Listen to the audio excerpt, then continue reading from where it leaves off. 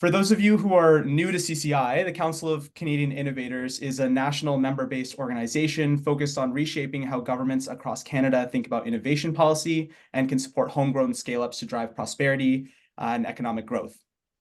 Today, we're going to be doing a really good deep dive into our new report on public procurement and its importance in the innovation economy. For all those who are joining, you will receive a copy of the report after the session is over. But just to give you a bit of a run of play of how the next hour will go, I'm going to shortly pass it over to my colleague Laurent. And in the first 10 minutes, he'll be outlining the report's major findings and recommendations. And then we'll transition to a wonderful panel discussion between some amazing innovators and public procurement experts from the public sector to discuss the report in greater detail. Just to briefly introduce my colleague Laurent, he is the Director of Policy and Research at CCI. He's the lead author of our report today, and he's previously worked in federal politics in the legislative, policy, and issues management roles for senior MPs in the NDP Leader's Office, as well as working in government relations capacities in the post-secondary education sector. Thank you so much for everyone to joining today, and I'm going to pass it over to Laurent. Thanks. Hello, thanks everyone for joining us today. I'm looking at the numbers, and it's very nice to see so many folks interested in procurement on what is a fairly bleak-looking Wednesday morning here in Ottawa. I hope those of you elsewhere have better weather than we do. Yeah, this has been a long time coming, and I think the way we sort of thought about this at CCI was, I guess we can just launch right into it. Gabby, if you want to call up slide 1 here. I'll spend the next 10 minutes or so talking a little bit about the background of this report and what we found. So why does procurement matter? Like, why is this an issue that we're looking at? Public procurement across Canada, across all levels of government, makes up about 14.6% of GDP, which is not far from what the natural resources sector makes up, and also not far on the other side from where healthcare stands. So it's a very big part of our economy. 1 in 4 tax dollars, give or take, are spent on procurement by all levels of government. So this is a very big, very economy-moving amount of economic power here. And if we kind of do a deep dive into, what is government good and not good at procuring, we see that there's a lot of issues with how it procures software and also in sort of innovation more broadly in terms of innovative products and services. The Auditor General had a report last year that found that 2/3 of the government's IT applications were in poor health, including 1/3 of ones that are deemed mission critical. The other part of this, and of course, we're an innovation-focused business council. What is the relationship between procurement and innovation? If we look at Canada's innovation performance globally, we don't do super well.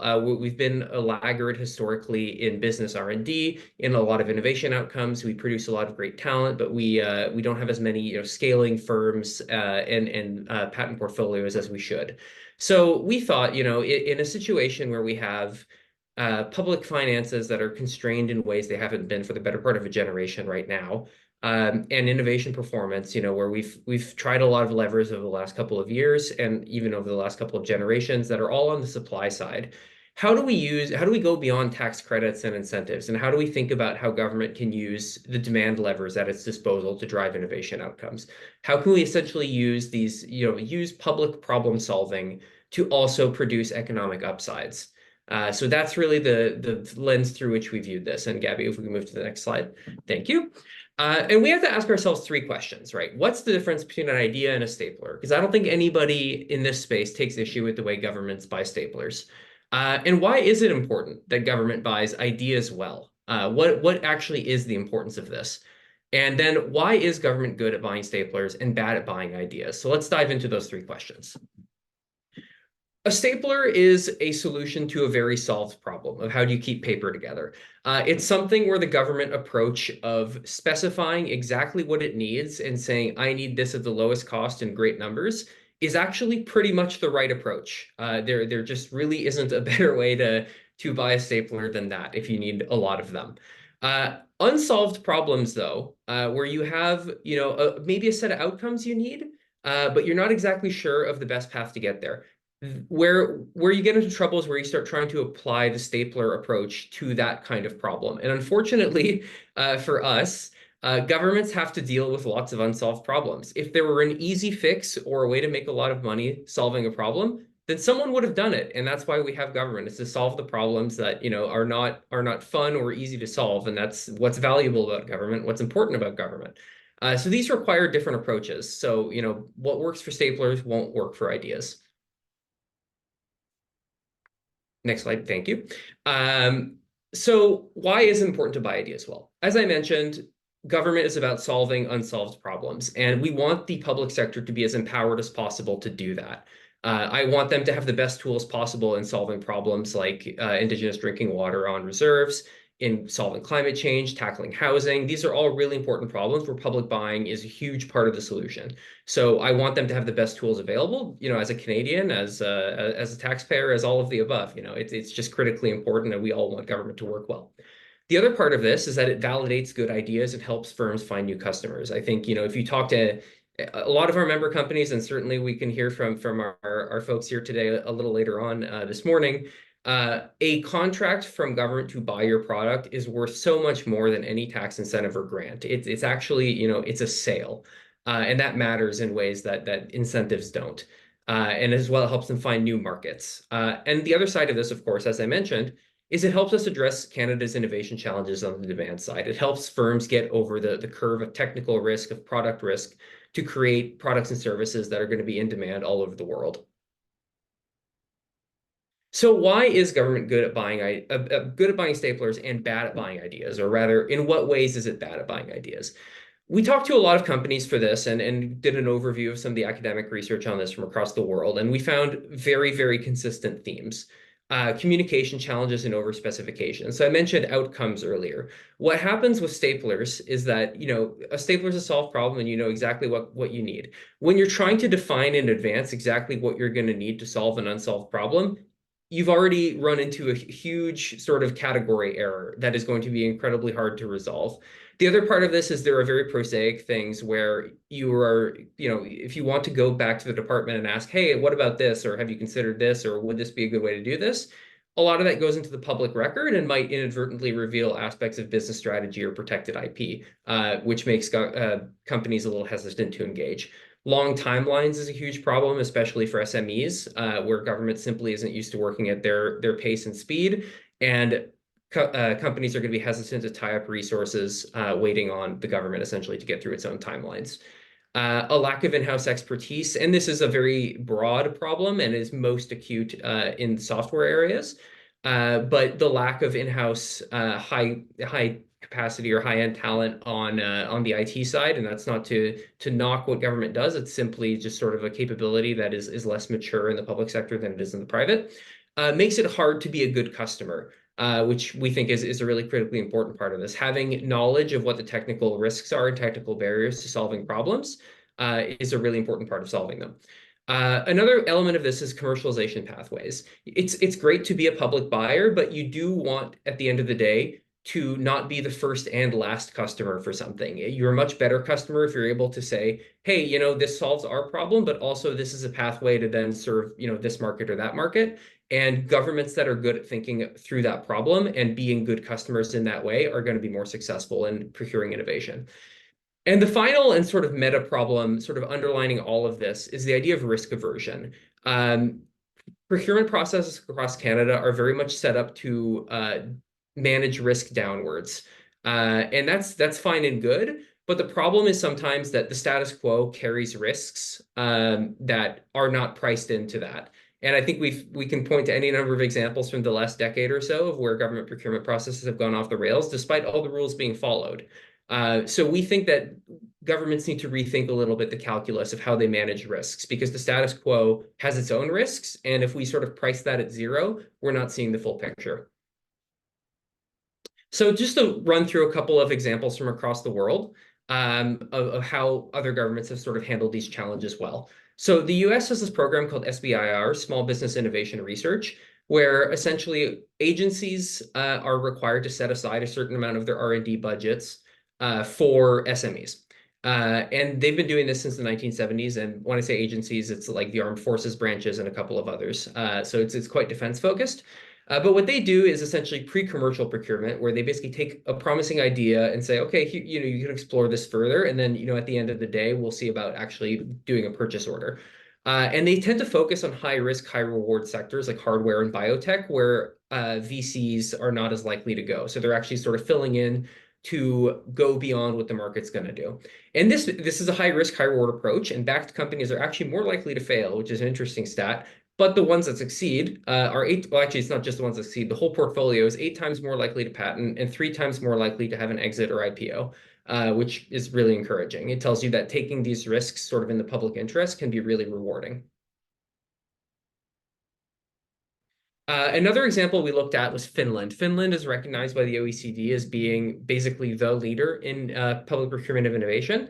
And they do this through sort of a suite of programs and centers that sort of all complement each other. And we think they handle the culture side of this really, really well. So there's this great program out of Business Finland, which is kind of an arm's length agency that does a program called Innovative Public Procurement, where essentially they reduce the perception of risk for the public sector. If you're a mid-level manager who runs, a transportation department or something for a municipality, because Finland, of course, has a unitary government, so they're all kind of integrated.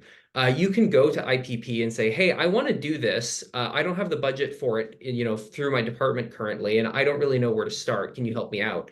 And what Business Finland will do is say, okay, great, do the grant application. And then they'll say, okay, excellent, thank you for that. Here is some budget to get you through the first couple of steps of this, of like basically what outcomes do you want? Who are the players in this market? Who can you talk to? Who are, running you through basically the riskiest and most unknowns heavy part of the process without having to sort of go to a departmental budget process and say, hey, I need this to do this, where you're more likely to get a no. So they're really helping shape that culture of expertise and of risk management downwards, which I think is really smart. The other side of this is that they set up this competence center kind of across government called Kino, which brings together practitioners in this space so that they can kind of exchange ideas and keep each other up to date on what's going on in innovation procurement across government.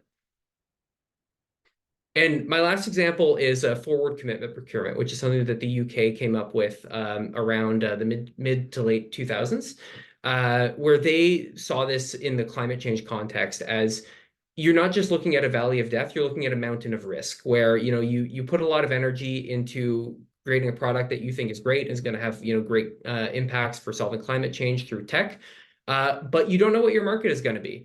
And what forward commitment procurement does is essentially that it signals demand from the government ahead of the need, because of course the government has a huge, capital goods portfolio of hospitals, et cetera. And if they want to, for instance, procure something that can bring down the emissions for, a large facility, they can say 5 years ahead of time, we're going to need to do this year. Let's look ahead. Let's look around. What outcomes do we want? Who can do this? Let's do a market sounding. And then you have a clear process kind of through the procurement with a lot of off ramps if things don't go well, and encouraging cooperation between small and large firms. And it has had a lot of success in sort of addressing some of these very concrete capital challenges. So recommendations. We think this is, as you've probably inferred, this is a big problem with a lot of different dimensions to it. We don't think there's a one size fits all. And we think every government should kind of be looking, every government across Canada should kind of be looking at a lot of this. But the one thing we think would be really important is this having some kind of centralized procurement agency. And we'll hear a little bit more about that soon. Because we think that's a really important lever to sort of drive culture change. If there's a lot of expertise in one place that brings together both industry and government and technical proficiency, you're going to have a lot more of the ingredients for success than you would otherwise. So that's kind of the subtle, moving the tides kind of approach. The other side, I think, is sometimes you just have to hit the gas pedal. And we think that an SME procurement target is a good way to do that. This is something that a lot of our trading partners do. It's not exactly rocket science or out there, but it is a lever that we can just pull and have things start moving and creating channels for it to move effectively, especially paired with a lot of these other measures. I talked about forward commitment procurement in the UK. I think it's a good model. I think it's something we should look at. There's a lot of documentation from the UK government to drive it, very similar institutional environment. So that's something governments across Canada should take a look at. Back to kind of the governance pieces. Standards are a really important part of how lots of industries work in terms of their governance. And process around procurement is often where there's it's too complex or it's been sort of too baked over many years. having some standards recognition of saying, what would a successful innovation procurement look like in terms of a flexible and still integrity respecting process, and then using that to kind of recognition of that to drive change could be a really powerful lever. I mentioned commercialization pathways earlier of making sure that you're not the first and last customer. I think that's something governments should be considering essentially all the time with any kind of innovation procurement. I think it's a really important lever for success, to be the best customer you can be. And I talked, at the head of this about a procurement agency that really looks into government and sees how it can change culture. Facing the other way, I think innovators and vendors want to have a single window where they can go to and have, a clear, transparent, human-to-human conversation. And something like BC's Innovation Concierge program, we think is a really good model for that. So all of the above, I think is all really important elements to solving a lot of these challenges. We don't think there's any silver bullets here, and it's going to take a lot of hard work. But of course, as I said earlier, government's jobs is to solve public problems, and they're going to have a lot of help from innovators, I think, in doing this. And we really want this to be the start of a conversation and not the end. But yeah, we spend 1 in 4 tax dollars or 1 in 4 government dollars of public spending on procurement across the entire economy. We should want that to create real value for the public and help solve both practical challenges and our longstanding innovation problems. So with that, I'll wrap up my introduction and I'll let Abu introduce our panel for this morning. Thanks so much, Laurent. That was excellent. I hope everyone got a good overview of our approach to the problem. And now we're going to shift over to our wonderful panelists. I'm just going to introduce them really quickly. The first one is Dr. Alexandra Greenhill, who is the founder, CEO, and Chief Medical Officer at Careteam Technologies, a medical technology company that enables virtual coordination and collaboration within and between healthcare organizations. Dr. Greenhill's pioneering work at Careteam has garnered a lot of recognition for its impact in transforming the healthcare landscape, enhancing efficiency, and ensuring better patient outcomes. We're also joined by David Helliwell, who is the co-founder and executive chair at Thrive Health, a healthcare transformation company working to solve implementation challenges in order to deliver best-in-class technology and innovation to patients. David's leadership at Thrive Health has propelled the company to the forefront of digital health innovation in Canada, and we're very lucky to have him here. Lastly, we have Sunita Chander, who is the Chief of Strategy, Programs, and Partnerships at Supply Ontario, the Ontario government's relatively new procurement agency. Sunita plays a central role in shaping the organization's strategic initiatives and fostering collaborations with key stakeholders, including CCI. She has been instrumental in advancing Supply Ontario's mission of modernizing procurement and supply chains in the province. I'm going to pass it back to Laurent, and we can get the discussion started with the first question. Thanks so much for everyone for joining today. Hey, everyone. Good to see you all this morning. Thanks for joining us. I know Dr. Greenhill is especially early for you in BC, so a big thank you to you as well. So I want to start off with a question about, we talked about risk. And I really, when we were doing our research, I think the biggest theme that came to the forefront is the culture of risk aversion that doesn't really weigh the risk of the status quo. So for kind of all of you, if you want to talk a little bit about what do you make of the importance of culture within government and outside of government, and how do public buyers think about risk, and how is that an important part of the equation in all of this? And feel free, of course, to take a second to introduce yourselves if you'd like, and talk a little bit about the work you do, if you'd like, just off the top. Thank you, Laurent. And I think your colleague did a great job introducing me, so I'll just jump into it. And the interesting part about being still a practicing physician who's also doing innovation is that you can sit in a whole bunch of committees nationally or locally and have lots of conversations about how we can improve things. But then the reality hits every time you practice, and you realize that they're real people struggling to access services, and they're real clinicians getting burnt out because they don't have the kind of tools in place to provide care, and that the entire thing is solvable, not with future technology, with robotics and AI, but tools that exist already. And oftentimes tools that are created by Canadians and exported elsewhere. It's almost like looking at some of our amazing movie stars making it into Hollywood, but not getting an opportunity here at home. And so what we've seen in terms of that culture change, or the exact same scenario, so palliative care situation or eating disorder program, same setup, same budget. One organization says, we will make this happen. And another one says, well, the status quo is too big to fight. And therefore, the one that makes let's make it happen sees the outcome and results, but it does imply more work. And I understand that when people are tired, or when they've seen sort of big announcements of technologies failing, so like multi-million-dollar project with a big corporation, there's a bit of a fear of doing something. But anyone and everyone who is in touch with real people, finding it difficult today and knowing that this technology can help, finds the courage to overcome that status quo. Yeah, maybe I'll just chime in. I totally agree with what Dr. Greenhill just said. And coming from the public service is part of my background. I've worked in the public service for about 20 years. And it's not a culture where risk is rewarded. Where normally it is, but a little less so in the public service. So being a relative, thank you for calling us relatively new. I know we've been still around for a couple of years, but we're still growing as an agency. And, you know, as I'm and my colleagues are thinking through how are we going to make procurement look and feel different, which is a massive part of our agency's mandate. So, for example, some of the strategies that we're working through is obviously centralization. That's kind of part of what we need to do. Economic development, resiliency, innovation, sustainability. All of these pillars have some inherent risk to them in terms of delivering. So we're on that cusp of having that conversation of how are we going to make things look different. But it is a big mountain to climb. And you asked the question about culture, they are inherently tied because if you don't create a culture of it's okay to take on some risk and you know, be reasonable about it, you know, think through like how you want to approach a risk in procurement, we're never going to be able to move the markers.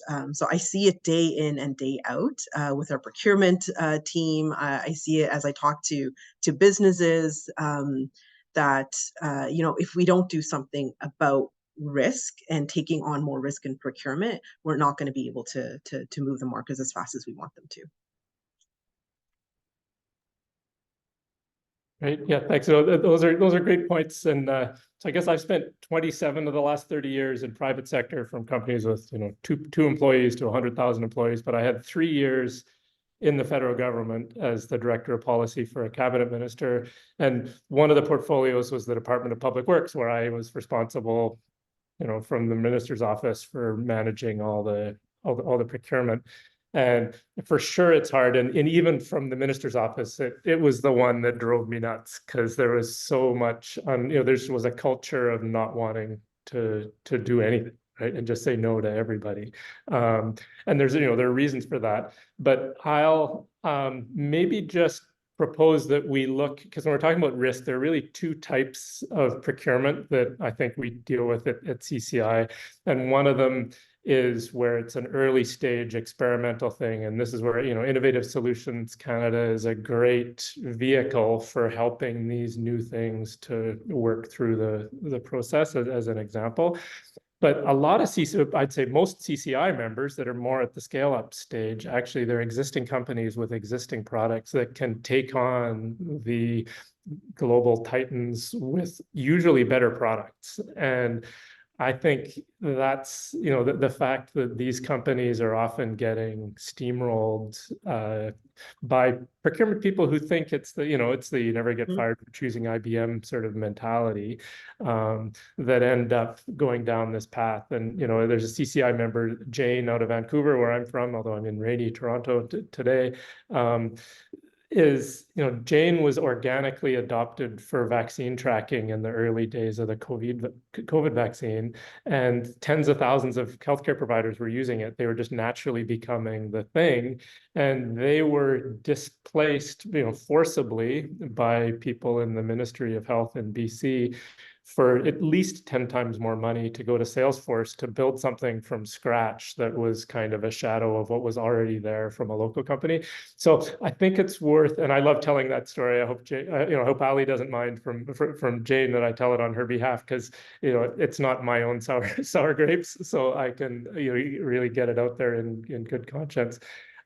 So I think it's important that, you know, through this discussion, we be clear about, are we talking about procurement for the risky early stage things? Because then there really is risk, right? You're taking risk, there's a high chance of some sort of failure.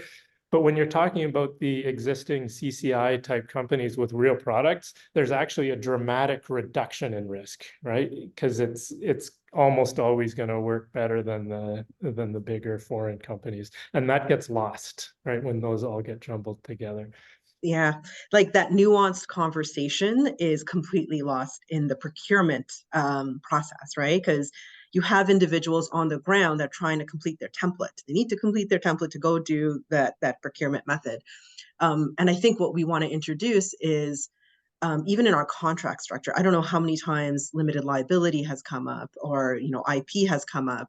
So making some strategic changes, even in the words, in our templates, in our contracts, I think goes a long way to signal that we're opening the door, or at least cracking open a window, to start having that conversation of risk. Because it is, to your point, David, like it is a very nuanced conversation, because one person's liability, one company's liability may look completely different from another, because it might be a little bit more risky. And why should government take on more of that risk? So, but I think right now we're not even allowing the conversation to happen as much as we needed to. I think if I can just add, David, the example you gave was perfect, because that was a case where there was no competition. There was no opportunity to actually compare these.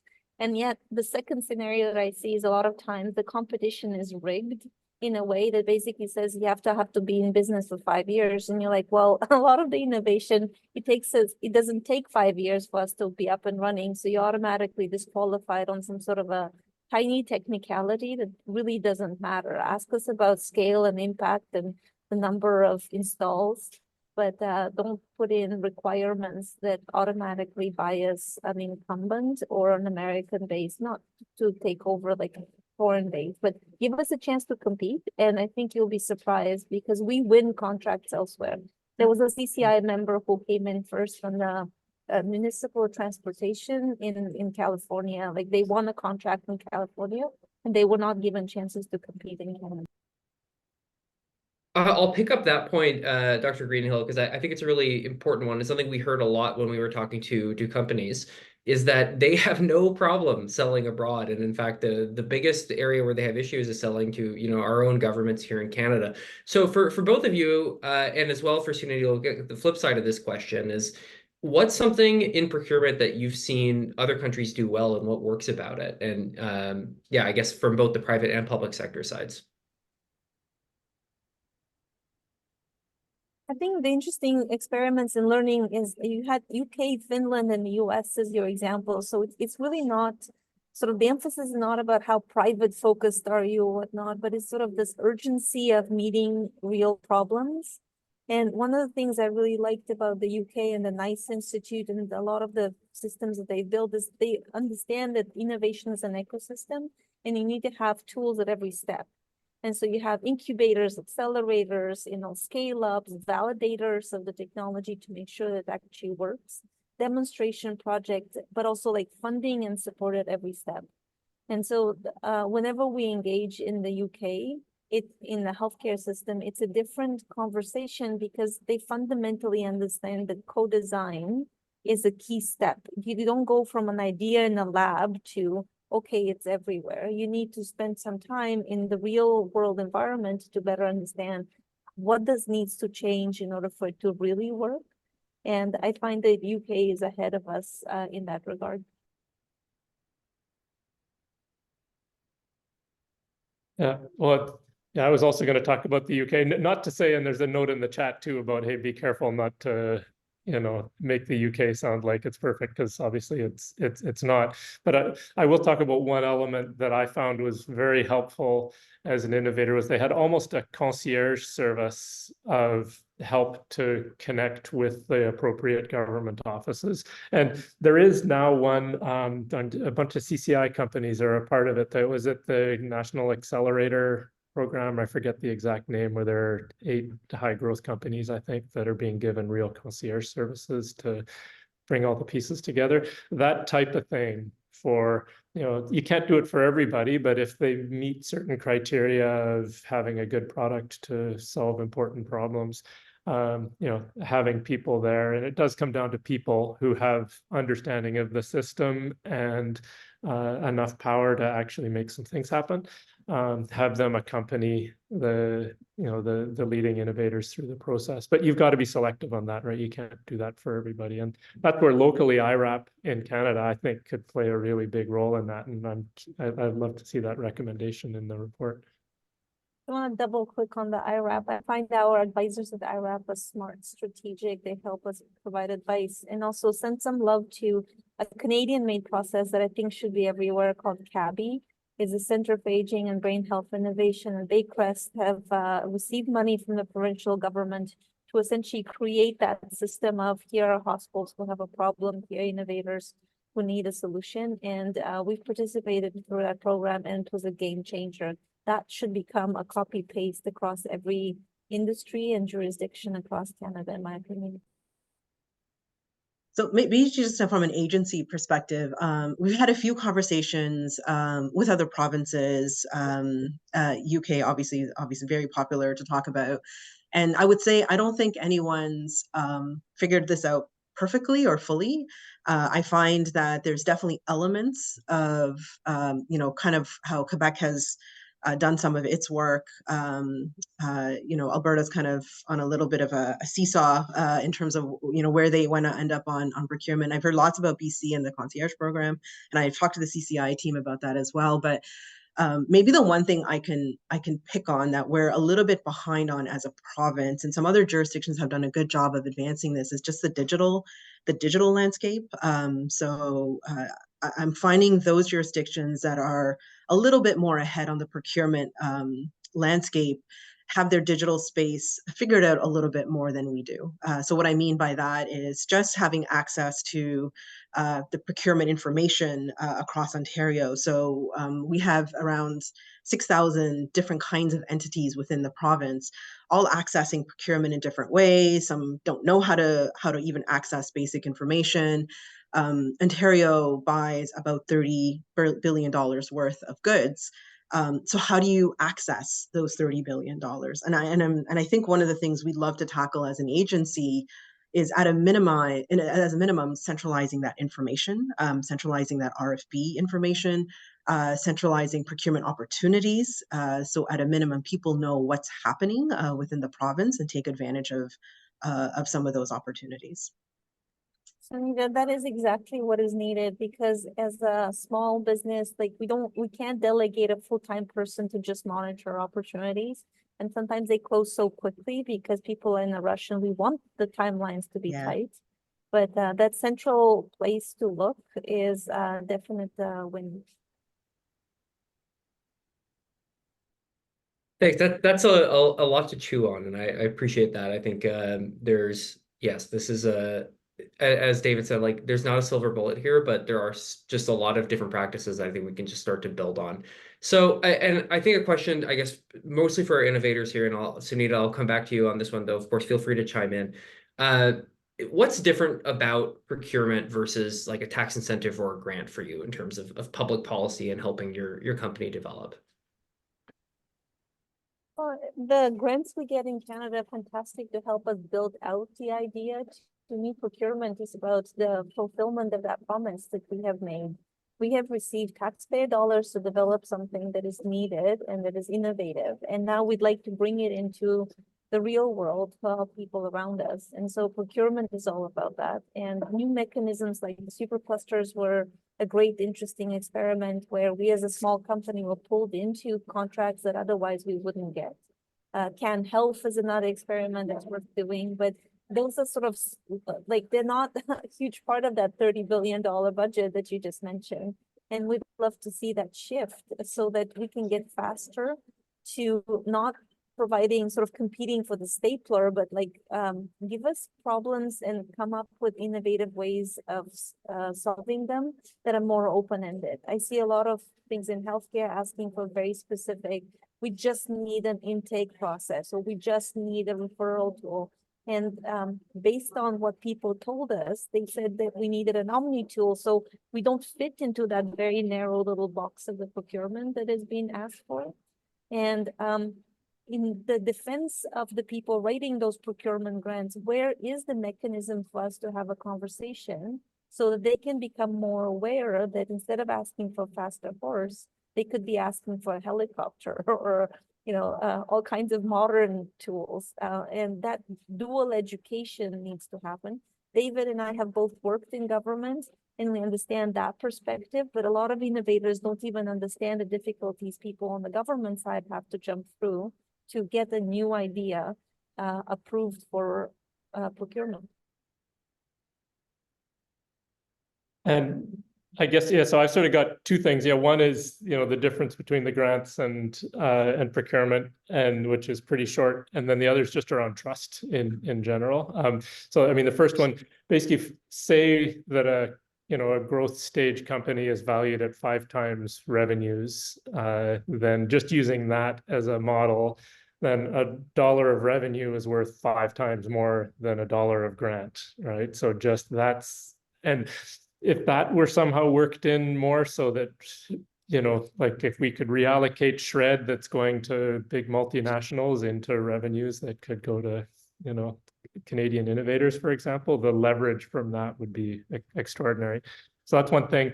And then also, in terms of trust, how so much of it is lacking in procurement, and it doesn't need to be, I think. And I have my dad's an economist who's 87 and still working full time, and he writes the World Happiness Report every year. So it came out 10 days ago, ranking all the countries in the world. And the bedrock for happiness that also drives a lot of economic prosperity is this trust, and in the sense that the belief that other people aren't going to screw you. And the problem with the way procurement works is just like in all sorts of other walks of life, it's wired so that each side thinks that the other side is going to screw them, even though in general, I mean, unless you're Oracle who tries to screw everybody, but there's the odd exception like that. But most of them actually don't want to, right? And they come in with good intentions, but they think the other one is way less trustworthy than they are. This isn't a magic wand thing, but it's worth recognizing that there is a fundamentally human element of it.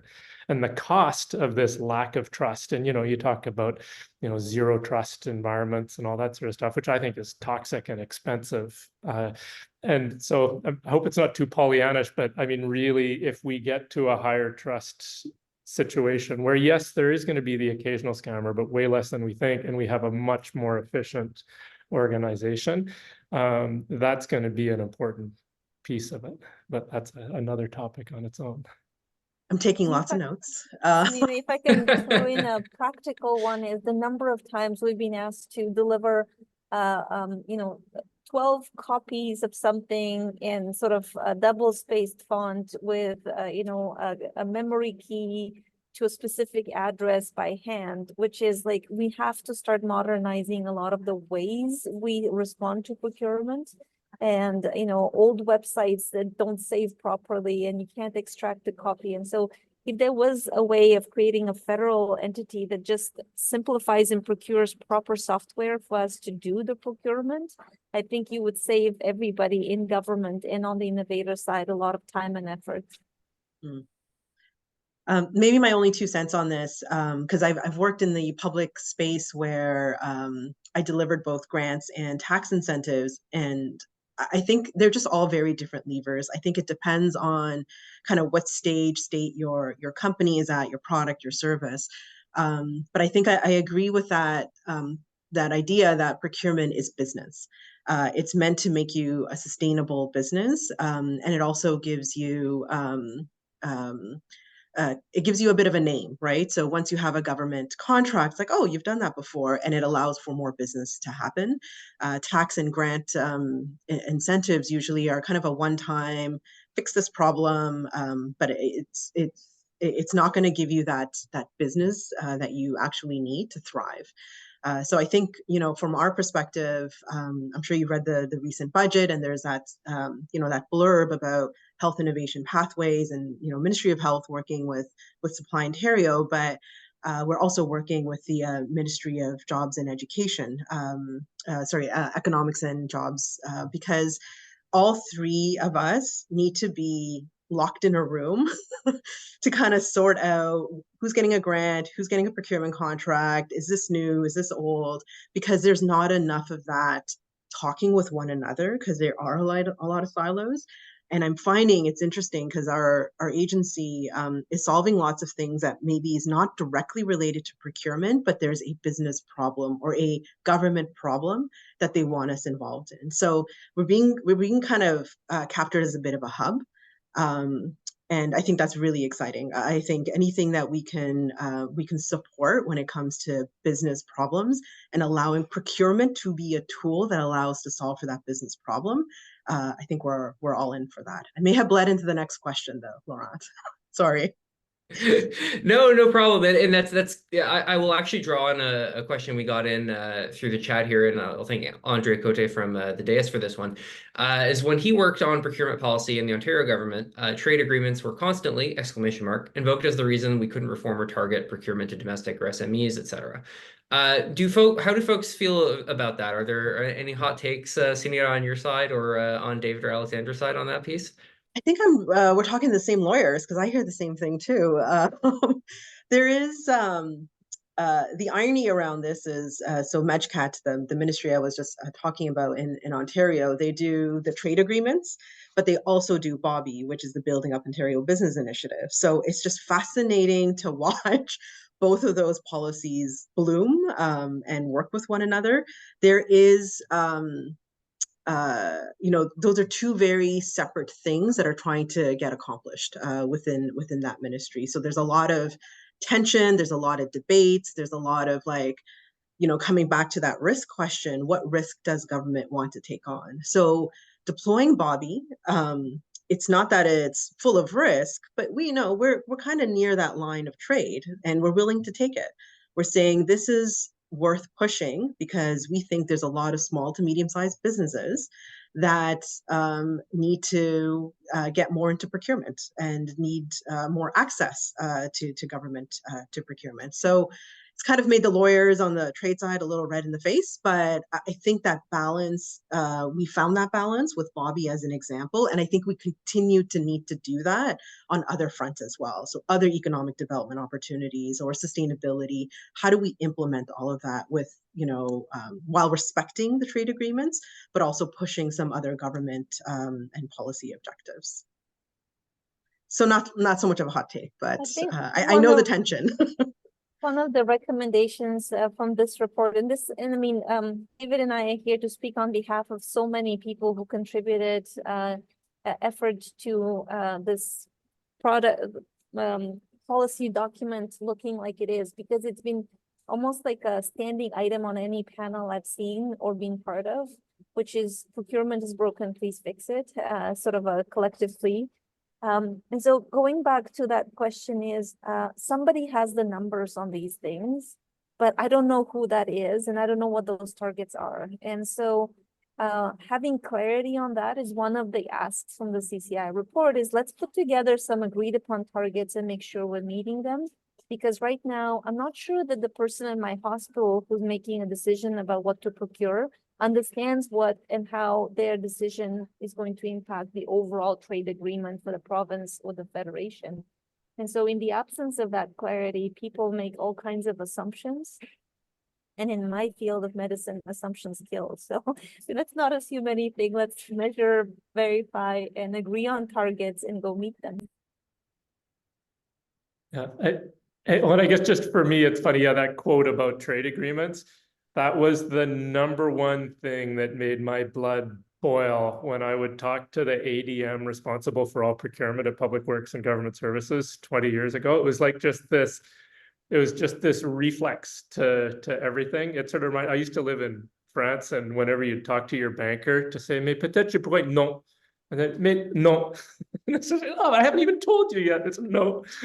And so that whole, reflex that's there. So there isn't the chance to get into an actual discussion. And I think Sunita's onto something, right? That, we need to get to the next layer. And they're just worried about, so I will mention one culture thing that's sort of a little tied in. Is they're not doing it in general. They're not doing it because they have some agenda to kill all these companies or cause damage, right? They're doing it primarily, and jump in, Sunita, if you have a different perspective, to protect their own careers and reputations, right? So they don't want to be tied to something that goes drastically wrong. And I think they're just looking at the wrong things as the risks, to your point, Laurent, about, what the actual risks are. And so a big thing for me is to send signals to the people making the decision that, as you were mentioning in the report, that there are risks of not doing anything, right? There are also benefits of doing something new, and then if it works, but usually the procurement people don't get any kudos for that, right? So help them to share in the upside and actually feel the downside of the things beyond just doing something that doesn't work, right? So, and if you had that transparency flowing through of the big picture, I think it'd work a lot better, and that's an organizational thing. Yeah, it's classic government problem of like competing objectives, right? So there is a desire to make friends with other jurisdictions, increase trade flow, because that also helps. It also helps companies, but with it comes rules and obligations that may not necessarily achieve the other objective the government has, which is to promote SMEs and all of that. So it comes down to your point, David. How are people interpreting those rules? And again, are people willing to take some risk on if the rules are not exactly followed? And is that permission allowed? So that comes back to the culture piece as well. So sorry, Dr. Greenhill, I think I interrupted. But I mean, I would love to make this into an end. Roger Martin talked about opposable mind. When you have two ideas that are really opposing, is there something across that can make it more powerful? And so, I would love as a small Canadian company to be embedded into some sort of a bigger global solution, because if we succeed in the Ontario BC market, that corporation can then take me into other markets as well. And so there could be a creative win-win in some of the procurement and creating a new model for, the speed of a small company, the might of the larger, or the reach of the larger company. But we haven't evolved a lot of these structures in the last 20 years, and the world has evolved. And so the scary part for me and for David is when we go back to these conversations, it feels like a deja vu of something that I used to have a conversation about in 2004. And so how can we help us to achieve a win-win-win in something that right now it feels more like a lose-lose-lose? So I'll jump in with a next question here, which I think I'll sort of combine two together. So I see one from Brad Wallace here. So what degree do we need political will and action to reform procurement? And one from our friend Luke Robertson in New Brunswick. Hello, Luke. Which is, how do we avoid the problems that led to ISC, Innovative Solutions Canada, being canceled back last winter? So I think that combines, two questions really, which is, where is the political will and sort of institutional impetus for reform to procurement? And I'll say from the CCI perspective, just to kind of lead off, I think that's to some extent what this report is about, is demonstrating that, there is demand for this, from the demand side, as it were, of how do we actually, we want to give government permission to do things differently. We want to say that we want to see things done differently and for things to change. And I hope that will be kind of a theme going forward, is that yes, we recognize this is essentially a political problem, as most problems tend to be. But that's exactly why we're doing this. And I'd like to hear from you guys about, what you see as kind of, how do we avoid the problems of the past with kind of, either political change, new approaches, any of the above.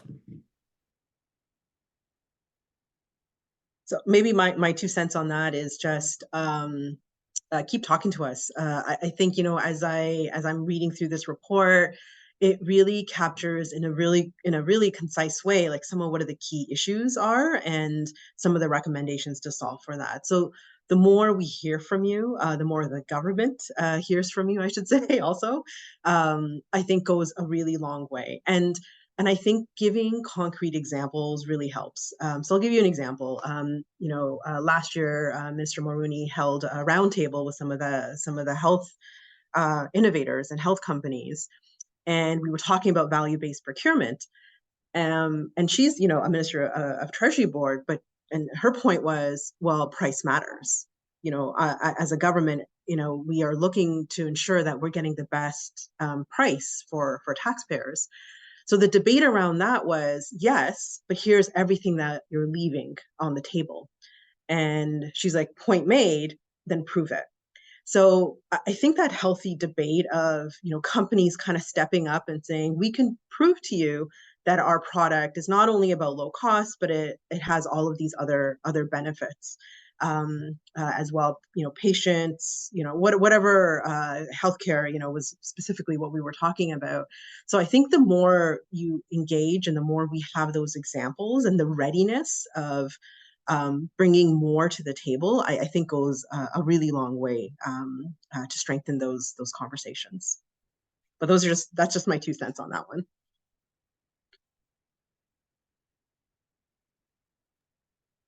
And if there's nothing from David or Alexandra, I've got one from Tim Dutton here, our friend in Kitchener. Yeah. But David, go ahead. Well, I guess just the one thing would be for the government procurement to resist this temptation for overspecification of everything. And Sunita and Alex were talking about the idea of working together and iterating through to find a good solution. That'd be the number one thing, and just allow it to get started faster. Then you can actually build trust together, and you can have easier off ramps without burdensome contracts, and it's just so much more efficient. And the specific example you mentioned, Sunita, I agree. Like, we need to dissect some of these and sort of talk about them openly. But I remember, there was a ask for a hospital needs a new section, and when we dug deeper into that, is more than 30% of patients were coming in from out of town. Virtual health, 10 years ago was already ready to handle a lot of that workload. And instead of building a new building, opening a virtual version of that hospital and handling a lot of the traffic, it reduces traffic on the street, satisfies patients, makes it easier to recruit and retain clinicians. And yet the procurement department said that's not what we do. We were asked to, commission a new hospital, and someone, wants to build building, cut the ribbon, have a ceremony in front. And I think it will be interesting to start switching that and going back to a model where when people identify a problem, you have a better discovery process of, is that the only way of solving the problem? Like, is the stapler is what you need? Because maybe you should stop printing paper in the first place and create a digital solution instead, and look at something that's already built instead of commissioning something that gets built from scratch. So thanks for all of the interventions there. I think that's very, that's a really good addition to all of this. So Tim's question is, what's the role of funding in reforming procurement? And this is very, very crunchy question. For his experience in government, so much of the reason why government procurement doesn't change is because no dedicated procurement budgets, and contracts only come forward when there's renewal or a new program requires a new one. Any thoughts on how that could kind of be addressed, of setting aside sort of envelopes for procurement of innovation? So go ahead. No, you go first. You go first. Well, very quickly, I used to be on the buy side, and one of the things that, as we sort of created these procurement contracts that then companies had to respond to, there was such a pressure to lock in things. Like, it takes a year to create the RFP, and then it's a 5-year commitment, and technology changes twice in that time frame. And so, we need to get used to more nimble contracts. And opportunities to reflect the fact that, more cycle means every 3 years you need to procure something completely different. Yeah, I was just going to agree with that. I think so. We do have refreshes and cycles, which, to be honest, we don't do a great job of promoting. So I think that's one of the modernization initiatives, is just getting more information out there, because I feel like there's probably lots of opportunities that we're leaving on the table. And I think the other piece related to funding, sometimes we're at the mercy of just budgets and all of that. But going back to that recent budget announcement, there was funding tied to the health pathway, because it was recognized that there's opportunities to bring in more innovative or have better health outcomes And it's almost like we're technology neutral. I think we almost need to change the conversation around value and what we're looking for. And it's more, what is the problem you're trying to solve? What is the outcome you're trying to achieve? What is the value you're trying to get out of this procurement vehicle? Because that's all it is. It's a vehicle, it's a tool. So if we can describe those outcomes a bit better, I think people can start wrapping their minds around, okay, what do we actually need to fund at the end of the day? That was poorly answered, but I think funding just, it opens the conversation to so many other things, just how we do procurements and what it is that we ask for and what are we truly funding? Like, what does a procurement budget actually mean at the end of the day? Because each ministry, for example, in the Ontario government has a budget, and when they need something, they go out and procure it.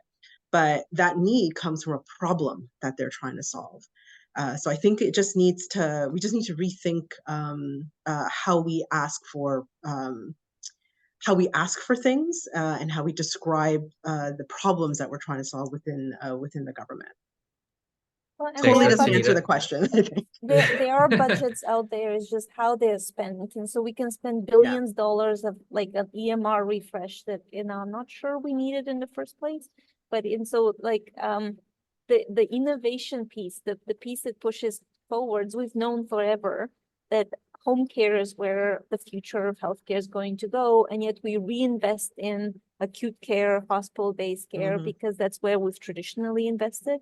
And shifting this giant organization into a new space is proving to be very challenging. And the budgets are not going to that newer direction. They're going to improvement on the status quo.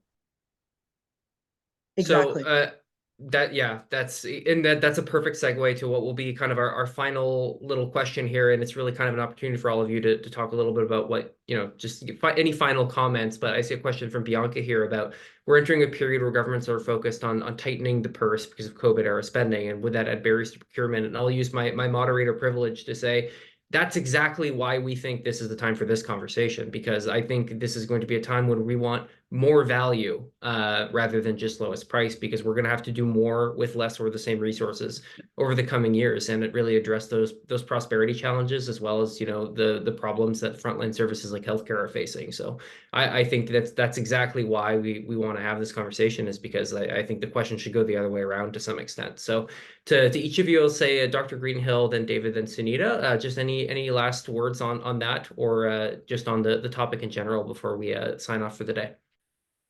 I would like to just say that, it's easy to take reports like these as criticism. I think that if we can ask for a culture of curiosity and conversation instead, the other two C's that matter, and have the innovators on the government side. And I know a lot of people leave prestigious positions to try and make good in the public realm.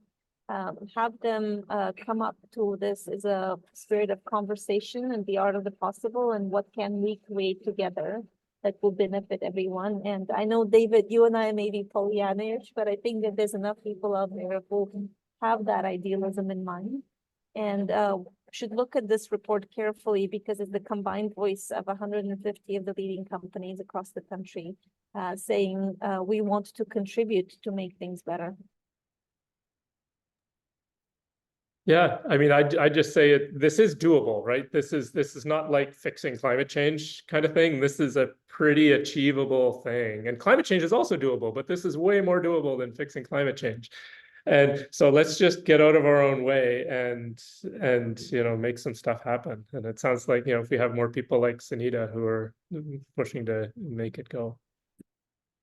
I appreciate that. I would just say, please stay engaged. We are very open doors as an agency and as a government, and all of you are at the forefront. You're seeing it firsthand, you're experiencing it firsthand, and I think those insights are invaluable as we, muddle our way through some of these issues. But I think having an agency just dedicated to this does go a long way, but we don't know everything. So reports like this, your insights, and your experiences are super helpful. So please reach out anytime.